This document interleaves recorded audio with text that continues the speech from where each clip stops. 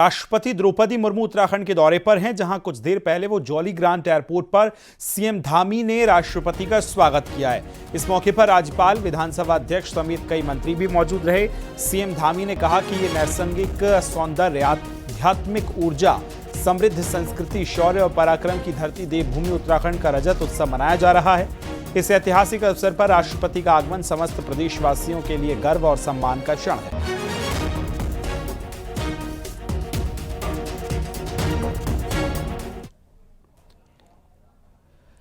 हरिद्वार के पतंजलि योग विश्वविद्यालय का रविवार को दीक्षांत समारोह हुआ, जिसमें राष्ट्रपति द्रौपदी मुर्मू, सीएम पुष्कर सिंह धामी, राज्यपाल गुरमीत सिंह भी शामिल हुए। इस मौके पर सीएम धामी ने कहा, छात्रों को बधाई देते हुए सभी छात्र आज से एक नई यात्रा पर निकल रहे हैं। सभी छात्र देश के निर्माण में महत्वपूर्ण योगदान देंगे। वहीं राष्ट्रपति द्रौपदी मुर्मू ने भी उपाधि प्राप्त करने वाले सभी छात्रों को शुभकामनाएं दी। द्रौपदी मुर्मू ने कहा कि उपाधि पाने वाले छात्रों में 64% संख्या बेटियों की है। उपाधि प्राप्त करने वाले प्रत्येक विद्यार्थी को मेरी हार्दिक बधाई और आशीर्वाद भी। पदक प्राप्त करने वाले विद्यार्थियों की मैं प्रशंसा करती हूँ। विद्यार्थियों के जीवन निर्माण में सहभागी अध्यापकों और अभिभावकों को भी मैं बहुत बहुत बधाई देती हूँ।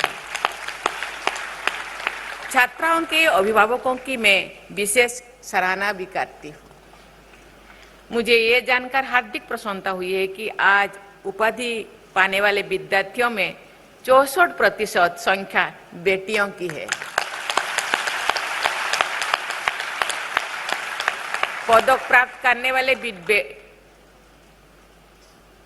बेटियों की संख्या छात्रों की तुलना में 4 गुना है। यहाँ शिक्षा प्राप्त कर रहे कुल विद्यार्थियों में बेटियों की संख्या 62% मुझे बताया गया है। ये दीक्षांत समारोह आपके जीवन का एक महत्वपूर्ण पड़ाव है। ये केवल एक डिग्री प्राप्त करने का अवसर मात्र नहीं है, बल्कि आपके कठिन परिश्रम और समर्पण का प्रमाण है। आप आज से एक नई यात्रा पर निकल रहे हैं। जैसा पूज्य स्वामी जी ने कहा, मैं उसको दोहरा रहा हूं कि आज से एक नया अध्याय आपके जीवन का प्रारंभ हो रहा है, जहां आपकी शिक्षा और संस्कार एक शक्तिशाली और विकसित भारतवर्ष के निर्माण में महत्वपूर्ण योगदान देंगे। मैं आशा करता हूं आप अपने ज्ञान कौशल का उपयोग न केवल अपने बेहतर भविष्य बनाएंगे, बल्कि अपने परिवार की सुख समृद्धि और समाज के कल्याण में भी आप महत्वपूर्ण भूमिका निभाएंगे। उत्तराखंड विधानसभा का विशेष सत्र देहरादून में सोमवार से शुरू हो रहा है, जिसके लिए विधानसभा से लेकर शहर की सड़कों तक तैयारियां पूरी हैं। सुरक्षा के पुख्ता इंतजाम हैं। इस विशेष सत्र में राष्ट्रपति द्रौपदी मुर्मू सदन को संबोधित करेंगी। रजत जयंती को समर्पित ये सत्र 2 दिन यानी 3 और 4 नवंबर को होगा। राजधानी में ट्रैफिक डायवर्जन सुरक्षा प्लान को लागू किया गया है। साथ ही 20 स्कूलों को बंद रखने के आदेश हैं। विधानसभा के आसपास के इलाकों को भी जीरो और साइलेंट जोन घोषित किया गया है। देखिए, आगामी वीवीआईपी विजिट के दृष्टिगत संपूर्ण ट्रैफिक प्लान को तैयार किया गया है। विस्तृत ड्यूटीज़ लगाई गई हैं, तो उसमें हैवी ट्रैफिक के लिए अलग प्लान बनाया गया है। लोकल सिटीजन्स की सहूलियत के लिए हमने उनको वैकल्पिक मार्ग दिए हैं कि अगर जब वीवीआईपी मूवमेंट होता है और जीरो जोन घोषित होता है, उसके लिए हमने वैकल्पिक मार्ग उन लोगों को दिए। नेता प्रतिपक्ष यशपाल आर्य के घर कांग्रेस विधायकों की बैठक हुई, जिसमें विधानसभा के विशेष सत्र में उठाए जाने वाले मुद्दों पर बात हुई और रणनीति तय की गई। नेता विपक्ष ने कहा कि सरकार अपने कार्यकाल का गुणगान करने में लगी है और असली मुद्दे सदन में नहीं उठाने दिए जाते। कांग्रेस ने सत्र का समय कम होने का भी आरोप लगाया। वहीं कांग्रेस अध्यक्ष करण माहरा ने कहा कि सत्र के एजेंडे को लेकर कांग्रेस गंभीर है। पिछले वर्षों में विधानसभा का सत्र कितने दिन चला, क्या उस पर चर्चा हुई, क्या विपक्ष को बोलने का अवसर मिला, क्या उसके सवाल जो हम मुद्दों को उठाते हैं, जो जनता के प्रश्न हैं, क्या उसका समाधान हो पाया? ये अनगिनत सवाल है। गंभीर चर्चा सदन में हो, ये कांग्रेस चाहती है। कांग्रेस चाहती है कि महिला अपराध पे, बच्चों के अपहरण पे चर्चा हो। कांग्रेस चाहती है गन्ने के समर्थन मूल्य से लेकर सेब के किसानों की जो आवाज़ है उसको उठाया जाए, लेकिन सरकार मौका कहाँ दे रही। विशेष सत्र कह रहे हैं और विशेष सत्र केवल 2 दिन का, जिसमें एक दिन राष्ट्रपति के आने से उनके अभिभाषण में चले जाएगा। उत्तराखंड अपनी स्थापना के 25 साल पूरे कर रहा है। इस मौके पर सोमवार से 2 दिन का विधानसभा विशेष सत्र बुलाया है, जिसे राष्ट्रपति द्रौपदी मुर्मू संबोधित करेंगी। ये वही विधानसभा है जिसने राज्य के गठन से लेकर अब तक कई ऐतिहासिक पल, राजनीतिक बदलाव और विकास की यात्राओं को देखा है।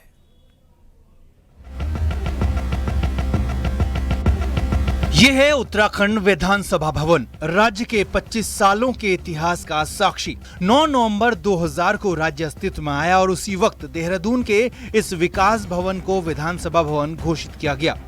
तब से विधानसभा में कई सत्र हुए, कभी नोकझोंक तो कभी हाथापाई की नौबत तक आई। अब राज्य अपने गठन की 25 साल पूरे कर रहा है, तो इस मौके पर राष्ट्रपति द्रौपदी मुर्मू सोमवार को विधानसभा के विशेष सत्र को संबोधित करेंगी। इससे पहले एक बार राष्ट्रपति रहते हुए स्वर्गीय प्रणब मुखर्जी उत्तराखंड के विधायकों को संबोधित कर चुके हैं। वर्तमान स्पीकर रितु खंडूरी से पहले स्वर्गीय प्रकाश पंत, यशपाल आर्य, स्वर्गीय हरबंस कपूर, गोविंद कुंजवाल और प्रेमचंद अग्रवाल विधानसभा को बतौर स्पीकर चला चुके हैं। वो साक्षी बनी है कि जब देश के राष्ट्रपति प्रणब मुखर्जी साहब ने संबोधित किया, अब हमारी राष्ट्रपति महामहिम द्रौपदी मुर्मू की भी संबोधित करने जा रही है, यानी कि अनेकों आयाम छुए हैं। और इसी बीच में मुझे इस बात की भी खुशी है कि मैं जब विधानसभा अध्यक्ष था तो गैरसैंण को ग्रीष्मकालीन राजधानी घोषित किया। उत्तराखंड विधानसभा अब तक 10 मुख्यमंत्री और उनके कार्यकाल की गवा रही है। यही सदन 2016 के उस राजनीतिक घटनाक्रम का केंद्र भी बना जब हरीश रावत मुख्यमंत्री थे। तब 9 विधायकों की बगावत के बाद राज्य में राष्ट्रपति शासन लागू हुआ और फ्लोर टेस्ट के बाद सरकार बहाल हुई। हमारी सरकार का फिर से वापस आना भी सबक है, लेकिन उससे बड़ा सबक दल बदल है। और उससे भी बड़ा सबक ये है, जब हम मिल करके काम नहीं करते हैं तो विकास की जो दिशा है उस दिशा को डिरेल करने के लिए हम अपनी राजनीतिक महत्वाकांक्षाओं का उपयोग करते हैं, तो उसका घाव केवल राजनीतिक दल पर नहीं लगता है बल्कि राज्य के विकास पर भी लगता है। तो 2016 का जो घटनाक्रम है वो पूरे उत्तराखंड पर घाव है। इसी विधानसभा में तय हुआ कि देहरादून में एक नया विधान भवन बने और यही तय हुआ गैरसैंण में अलग विधानसभा भवन बने। देहरादून में तो दूसरा भवन नहीं बन पाया, अलबत्ता गैरसैंण में जरूर उत्तराखंड का अपना विधान भवन बन गया। हालांकि बड़ी संसदीय घटनाओं का गवाह यही विधानसभा भवन रहा। देहरादून से न्यूज़ 18 के लिए सुनील नौप्रभात की रिपोर्ट। नैनीताल के ज्योली कोट के पास शनिवार रात एक बड़ा हादसा हुआ। केंची धाम से लौट रहे हरियाणा रजिस्ट्रेशन के टेम्पो ट्रैवलर में दिल्ली एनसीआर के 17 यात्री सवार थे। रात करीब 11 बजे वाहन अनियंत्रित होकर करीब 15 मीटर गहरी खाई में गिर गया। हादसे में दिल्ली के बदरपुर निवासी गौरव बंसल और हरियाणा के ड्राइवर सोनू की मौत हो गई। सूचना मिलते ही एसडीआरएफ की टीम मौके पर पहुंची और सुबह 5 बजे तक रेस्क्यू चला। ऑपरेशन चलाकर सभी 15 घायलों को हल्द्वानी पहुंचाया। प्रारंभिक जांच में वाहन के नियंत्रण खोने से हादसे का कारण माना जा रहा है।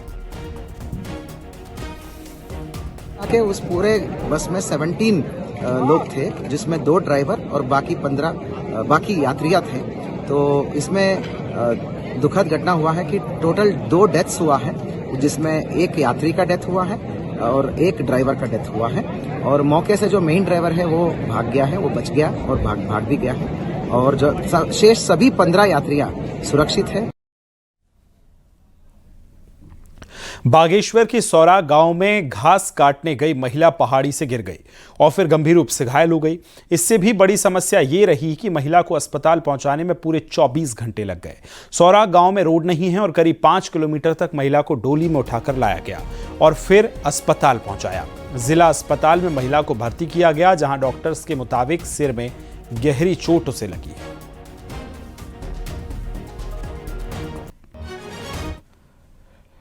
रुड़की में 3 लड़कियां संदिग्ध हालत में लापता हो गई हैं, जिन्हें मथुरा रेलवे स्टेशन से सुरक्षित बरामद कर लिया गया। पुलिस पूछताछ में 2 सगी बहनों ने बताया कि घर पर माता पिता का झगड़ा होता है और तीसरी छात्रा ने बताया कि सुबह नहीं उठने पर उसे डांटा गया और इन्हीं बातों से नाराज होकर तीनों स्कूल के लिए निकली और फिर बस से दिल्ली निकल गई। यही नहीं, इसके बाद ट्रेन से मथुरा पहुंच गई। पुलिस ने इनके दोस्त की कॉल डिटेल निकाली और उसके बाद तीनों को सुरक्षित बरामद कर लिया।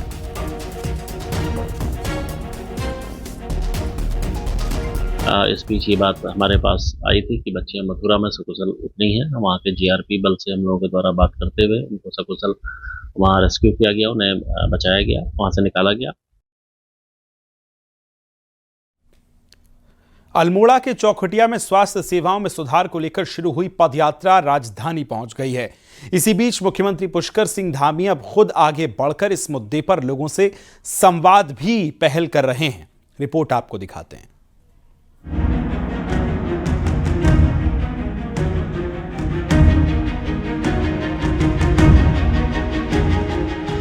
प्रदेश में स्वास्थ्य सेवाओं के सुधार की मांग को लेकर अल्मोड़ा के चौखुटिया से शुरू हुई पदयात्रा ऑपरेशन स्वास्थ्य रविवार को देहरादून पहुंच गई। चौखुटिया अस्पताल में स्पेशलिस्ट डॉक्टर्स की तैनाती को लेकर आंदोलन शुरू हुआ था। इस बीच सरकार के मुखिया पुष्कर सिंह धामी ने आंदोलनकारियों की बात सुनने और समाधान की दिशा में हर संभव प्रयास करने का आश्वासन दिया। मुलाकात मंगलवार को प्रस्तावित है।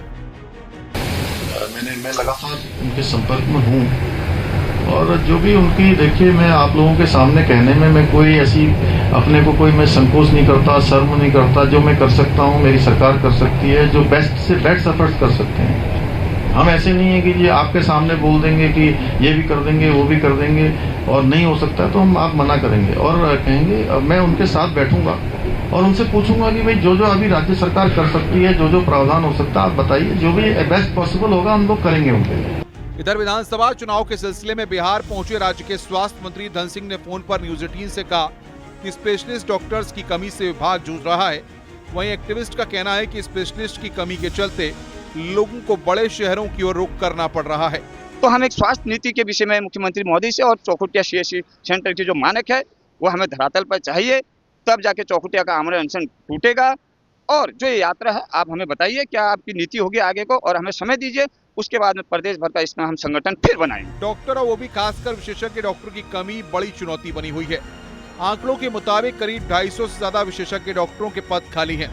कुछ समय पहले विशेषज्ञ डॉक्टरों को कॉन्ट्रैक्ट पर लेने की पहल शुरू हुई थी, लेकिन ये एक्सपेरिमेंट भी चल नहीं पाया। आशीष के साथ भारती सकलानी, न्यूज 18।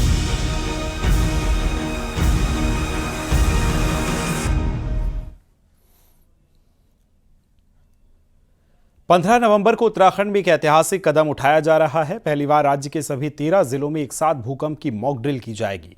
ये कवायद क्यों जरूरी है और इसका मकसद आखिर क्या है, रिपोर्ट में दिखाते हैं।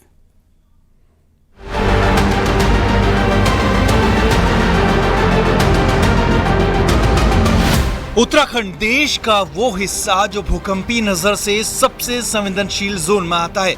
यहाँ छोटे छोटे भूकंप अक्सर आते रहते हैं, लेकिन अब सरकार ने तय किया है कि राज्य में हर महीने मॉक ड्रिल की जाएगी, ताकि किसी आपदा के वक्त न सिर्फ मशीनरी एक्टिव रहे बल्कि आम लोग भी सतर्क और तैयार रहें। 15 नवंबर को पहली बार प्रदेश के सभी 13 जिलों में एक साथ भूकंप की मॉक ड्रिल होगी। फोकस होगा स्कूलों, अस्पतालों, शॉपिंग मॉल्स और सार्वजनिक जगहों पर, जहां भूकंप की नजर में सबसे ज्यादा जान माल का खतरा होता है। माननीय मुख्यमंत्री जी और चीफ सेक्रेटरी सर के द्वारा निर्देश दिए गए हैं कि आप लोग जल्दी से जल्दी मॉक ड्रिल कराइए अर्थक्वेक के बारे में। उसी निर्देशों के अनुपालन में हम लोग 15 नवंबर को अर्थक्वेक का मॉक ड्रिल करने जा रहे हैं।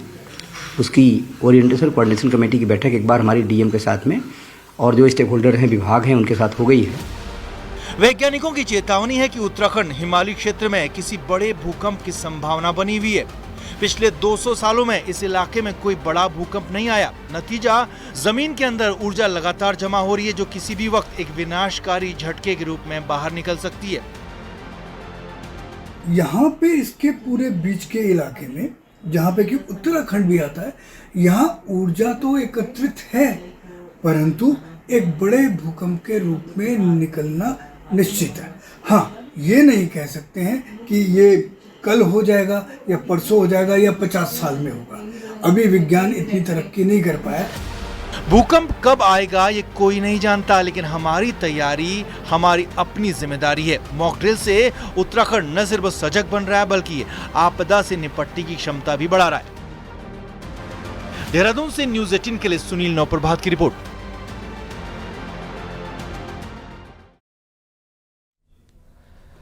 बिहार में चुनाव प्रचार चरम पर चल रहा है।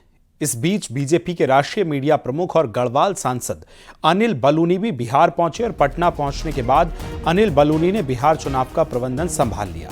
अनिल बलूनी पौड़ी से सीधे पटना पहुंचे और यहां बीजेपी के लिए प्रचार के साथ साथ चुनावी प्रबंधन कर रहे हैं।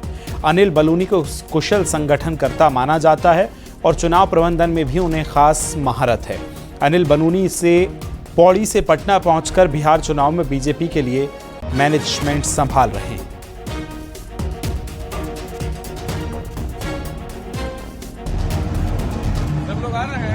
सब कोई। इससे पहले अनिल बलूनी पौड़ी में थे और यहां एक बड़ा ऐलान उन्होंने किया है। पौड़ी में जल्द ही नई altitude swimming centre of excellence की स्थापना की जाएगी। गढ़वाल सांसद अनिल बलूनी ने बताया कि पौड़ी में स्विमिंग के लिए सेंटर ऑफ एक्सीलेंस बनाए जाने को लेकर उनकी बात केंद्रीय खेल मंत्री से हुई है और खेल मंत्री ने इस पर सैद्धांतिक सहमति भी दे दी है। अनिल बलूनी ने बताया कि जल्द ही इसकी जमीन तलाश कर ली गई है और फिर प्रस्ताव केंद्र सरकार को भेज दिया जाएगा। बलूनी ने कहा कि ये सेंटर उत्तराखंड के युवाओं के लिए गेम चेंजर साबित होगा और हाई एल्टीट्यूड में बनने वाले सेंटर से खिलाड़ियों के प्रदर्शन में खासा सुधार भी होगा। ये लोगों के लिए एक और खुशखबरी ये भी है कि भारत सरकार ने जो भारत सरकार का खेल मंत्रालय है और जो खेल मंत्री हमारे मनसुख भाई मांडवीय हैं, उन्होंने हम लोगों ने उनको एक सुझाव दिया था कि भाई पौड़ी में कुछ और हम लोगों को नए काम जोड़ना है। तो एक जो हाई एल्टीट्यूड होता है, जो ऊंचाई पर होता है, वहाँ पर कुछ खेलों के लिए विशेष रूप से अच्छी परिस्थितियाँ होती हैं और एक अगर स्विमिंग के लिए जो सेंटर ऑफ एक्सीलेंस बन सके। अभी हमारे देश भर में जो बच्चे स्विमिंग करने के लिए जाते हैं विदेशों में, जो हाई एल्टीट्यूड में प्रैक्टिस करनी है उसके लिए उनको यूरोप भेजना पड़ता है और बहुत बड़ी मात्रा में विदेशी खर्च भी होता है। और पौड़ी में अगर ये बन सके तो मैंने उनको बताया कि 6000 फीट से ऊपर की हाइट में हमारे पास स्थान भी है। अगर भारत सरकार चाहे तो पौड़ी में हम इसको कर सकते हैं। उन्होंने इसके लिए एकदम स्वीकृति भी दी है और उन्होंने कहा कि जल्दी इसको कागज़ पे भी लेंगे। उत्तराखंड में पहली बार 14,500 फीट ऊंचाई पर स्थित प्रमुख धार्मिक स्थल आदि कैलाश में अल्ट्रा मैराथन का आयोजन किया गया। देश के 800 से ज्यादा धावक इस ऐतिहासिक मैराथन के गवाह बने। 60 किलोमीटर लंबी अल्ट्रा रन आदि कैलाश से शुरू हुई, जिसमें देश के 22 राज्यों के धावकों ने हिस्सा लिया। अल्ट्रा मैराथन आदि कैलाश से शुरू होकर गुंजी और काला पानी होकर वापस गुंजी में खत्म हुई। इसके अलावा 42, 21, 10 और 5 किलोमीटर की रेसें भी आयोजित हुई। महिला वर्ग में उत्तराखंड के पौड़ी गढ़वाल की धावक मीनाक्षी नेगी ने 60 किलोमीटर की अल्ट्रा मैराथन पूरी कर शानदार प्रदर्शन किया। वहीं हिमाचल की तेनजिंग दूसरे स्थान पर रहीं। पुरुष और महिला विजेताओं में 2-2 लाख रुपए के पुरस्कार रखे गए थे। रजत जयंती वर्ष के मौके पर आयोजित उत्तराखंड की ऐतिहासिक उपलब्धि के रूप में भी ये कार्यक्रम दर्ज हुआ है। मुझे I think one of the best locations लग रही है ये रन के लिए, और more than the location and everything, the people, the hospitality, the yesterday's lunch जो रोंगकोंग विलेज ने हमारे लिए स्पॉन्सर किया था।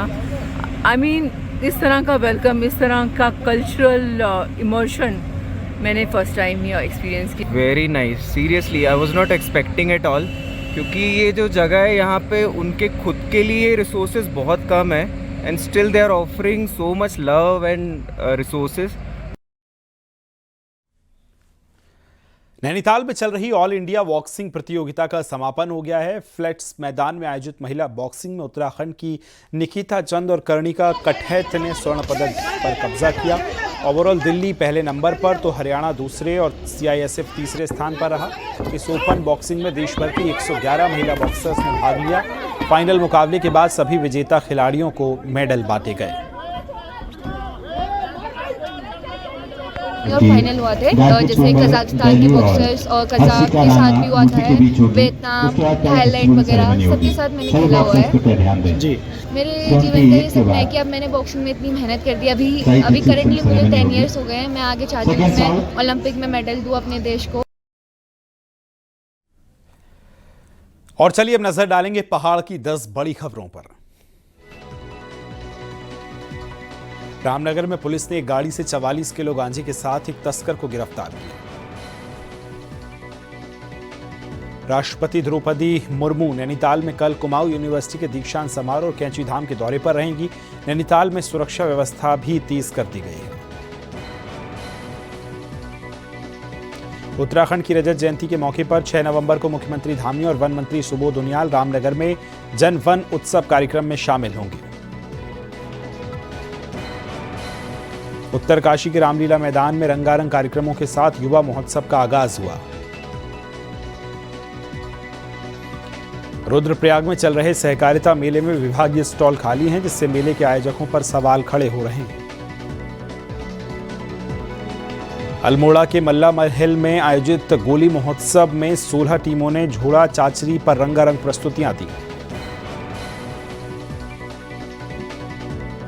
उत्तरकाशी के मातली में आयोजित रामलीला में धनुष यज्ञ और परशुराम लक्ष्मण संवाद का मंचन हुआ। राज्य स्थापना की 25वीं सालगिरह को लेकर अल्मोड़ा में उत्तराखंड परिवर्तन पार्टी समेत कई संगठनों ने राज्य को लेकर चर्चा की। हरिद्वार के लक्सर में विशालकाय अजगर दिखाई दिया, जिसे वन विभाग ने रेस्क्यू करके सुरक्षित जगह पर छोड़ दिया। चमोली में बद्रीनाथ हाईवे कई जगह खतरनाक बना हुआ है, जिससे हादसों के हालात बन रहे हैं।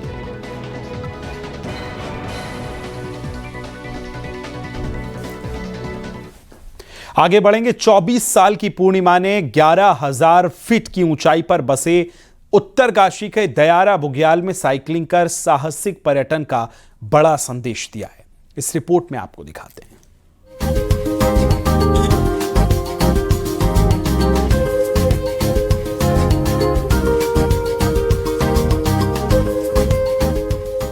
उत्तरकाशी में पर्यटन विकास की असीम संभावनाओं को समेटे दयारा बुग्याल में पूर्णिमा ने साइकिलिंग कर साहसिक पर्यटन की दिशा में नया कदम रखा है। पूर्णिमा ने रैथल से दयारा बुग्याल तक 11,000 फीट की ऊंचाई पर साइकिलिंग की। अभी तक दयारा बुग्याल स्कीइंग और ट्रैकिंग जैसे पर्यटन गतिविधियों के लिए जाना जाता था, लेकिन इस बुग्याल में साइकिलिंग का ये एक अलग रोमांचक अनुभव है। पूर्णिमा ने दयारा बुग्याल में करीब 10 किलोमीटर की दूरी तक साइकिलिंग की। मैं एक पैराग्लाइडिंग पायलट भी हूँ और मेरा एक सपना था कि बुग्यालों पे साइकिलिंग करने का, तो अभी रिसेंटली मैंने साइकिल से ट्रैक किया है और 12,000 फीट की चढ़ाई क्लाइंब किया है विद साइकिल के साथ। इसके अलावा पूर्णिमा पैराग्लाइडिंग पर्वतारोहण के क्षेत्र में भी कदम रख चुकी हैं। उन्होंने हाल ही में पर्यटन गांव नटीण में पैराग्लाइडिंग कर क्षेत्र के बेटियों को हर क्षेत्र में मुकाम हासिल करने की प्रेरणा दी। पूर्णिमा द्वारा साइकिलिंग पैराग्लाइडिंग से बुग्याल में साहसिक पर्यटन की नई संभावना के रूप में देखा जा रहा है। न्यूज़ 18 के लिए उत्तरकाशी से बलबीर परमार की रिपोर्ट। चमोली की नीति घाटी में पहली बार नियमित तौर पर बस सेवा की शुरुआत हुई। घाटी के लोगों की भारी डिमांड पर इस बस सेवा की शुरुआत की गई, जिसमें घाटी में जाने वाले पर्यटकों को इस बस सेवा का लाभ मिलेगा। इससे पहले घाटी में नियमित तौर पर बस सेवा नहीं चल रही थी, जिससे ग्रामीणों को भारी परेशानियों का सामना करना पड़ रहा था। अब ये विधिवत रूप से 6 महीने और साल भर के लिए चलेगी और हमें पूरा उम्मीद है कि क्षेत्र के लोग इसका लाभ उठाएंगे। और समय का टाइमिंग पीरियड जो था हमारा कि 7:30 बजे क्षेत्र से नीचे की तरफ और घाटी की तरफ 3 बजे जाएगी बस। और खुशी की बात है, सभी का हम धन्यवाद करते हैं कि जितने शासन प्रशासन के जिन लोगों ने हमारी क्षेत्र की पीड़ा को समझी